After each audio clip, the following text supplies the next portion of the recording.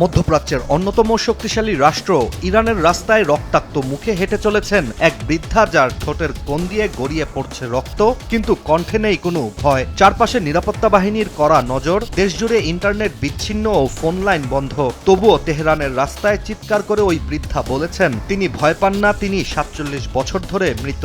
বয়স্ক ওই নারীর মুখে উচ্চারিত এই বাক্যটি এখন ইরানের ক্ষোভ, বেদনা আর বিদ্রোহের প্রতীক হয়ে ছড়িয়ে পড়েছে বিশ্বজুড়ে।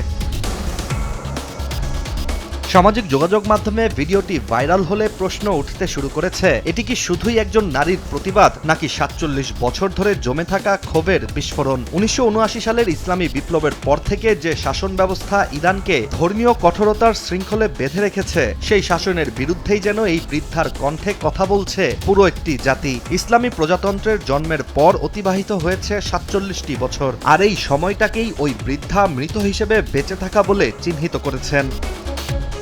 আকিজ নিয়ে এলো বিশ্বমানের বেবি ডায়াপার মাম্মাম। কটনে সফট ম্যাটেরিয়াল, বাবুকে দেবে র্যাশ ফ্রি সুপার কমফর্ট।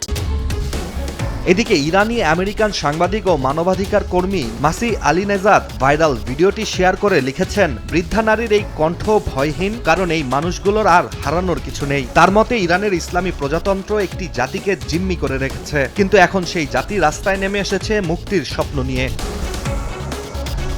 অন্যদিকে বিশ্লেষকদের মতে এই প্রতিবাদ কোনো বিচ্ছিন্ন ঘটনা নয়, কারণ ইরানের বর্তমান পরিস্থিতি ভয়াবহ। দেশটির লাগাম ছাড়া মূল্যস্ফীতি, ভেঙে পড়া অর্থনীতি ও মুদ্রার ঐতিহাসিক অবমূল্যায়ন, সব মিলিয়ে সাধারণ মানুষের জীবন যেন দুর্বিষহ। সবচেয়ে অবাক করার বিষয়টি হচ্ছে, মার্কিন $1 কিনতে ইরানিদের লাগছে প্রায় 14 লাখ রিয়াল। এছাড়া বাজারে নিত্যপণ্যের দাম আকাশছোঁয়া, চাকরি নেই, ভবিষ্যৎ নেই। আর অর্থনৈতিক এই বিপর্যয়ের সঙ্গে যোগ হয়েছে রাজনৈতিক দমনপীড়ন, মতপ্রকাশের স্বাধীনতার অভাব আর নিরাপত্তা বাহিনীর কঠোরতাও।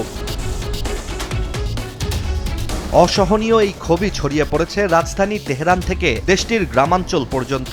বাজার বন্ধ, দোকানদারদের ধর্মঘট, আর রাত হলেই একটি স্লোগানে মুখর হয়ে ওঠে পুরো দেশ, স্বৈরশাসকের মৃত্যু হোক, ইসলামী প্রজাতন্ত্রের পতন হোক। আবার কোথাও কোথাও শোনা যাচ্ছে শাহের পক্ষে স্লোগানও।